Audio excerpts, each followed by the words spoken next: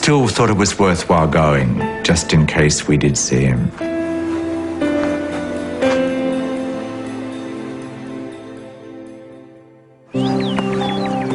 After 3 days of waiting, Christian finally arrived at the compound. Of course, he did turn up again. And this time, he was very different from the year before. He had matured considerably. He was much, much bigger. He was much more, I'm grown up now.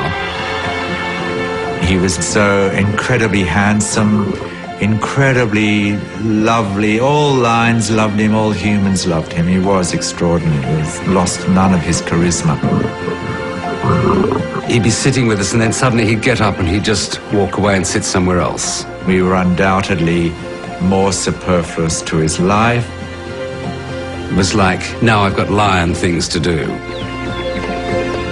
Christian might be a proud adult lion, but he hadn't forgotten all of his playful London ways. The very last night we had with Christian really was enormous fun. Everyone was so relaxed and laughing and he was just happy to be around him. We were all smoking cigarettes in those days and drinking. So, of course, we all were up all night laughing and joking and Christian being silly. Sitting on us, on the table, totally disrupting us. And the next day he goes back up to the lionesses. Christian, of course, being up all night was kind of obviously, he had a night out with the boys, kind of just turned around and went, oh, wallop, and just collapsed, just that's it, girls, I've had it.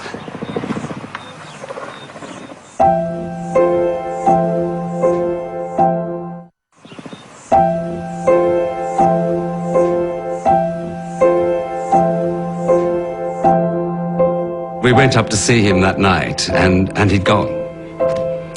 You think you will be back, you will hear news, it'll be a continuing story. And in fact, it was the last time. He'd gone. He wasn't going to come back. John and Ace never saw Christian again. He was no longer dependent on any of us. And that was the most wonderful success. He'd done it. We just hoped that he'd found his own territory, had his own cubs, had his own pride, and had a marvellous, normal, natural life.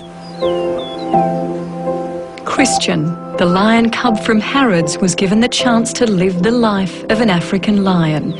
He might have gone on to survive another 10 years in the wild. John and Ace are convinced that they did the right thing, giving him back his freedom. They have now updated their book, A Lion Called Christian, that tells his inspirational story. But it was the first internet posting of their reunion clip by a Californian student in 2006 that turned their story into a global phenomenon. Hi! Hello! I'm John. I just really believe that video needed to be seen. I was surprised it wasn't anywhere else on YouTube or on the internet anywhere else. I couldn't find anything. Joy, really. To date, the reunion has had almost 50 million hits. Why do you think it has been so popular on YouTube? Well, I think it's striking people on a very powerful basis of love. I'm really glad that the internet's out there and is raising awareness, and I'm glad to have been a part of it. It's like a gift to the world, really. That's how we see it. Special hug. Thank you. Special hug.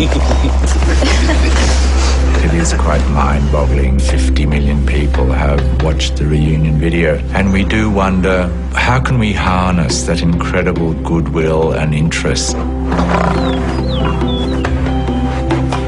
So I do think it's all meant to be. I think possibly it's a cry for Africa from Christian from 40 years ago. If he can raise awareness of conservation and the need to protect endangered species, what a fantastic legacy he's left.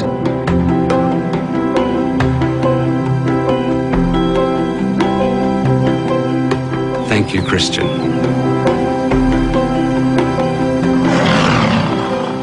Next week, the Zoo returns with all new episodes taking you behind the scenes at Australia's top zoos. You'll see the extraordinary birth of 2 snow leopards. Look at that. Okay. But there's one more hurdle for these cubs. Some cubs could actually be born blind. Also, a silverback gorilla with a painful problem. It's actually a lot worse than I thought. Slow it down. Someone just dropped him off. And keepers pull out all stops for a baby wombat to survive. That's something that happens with chronic stress.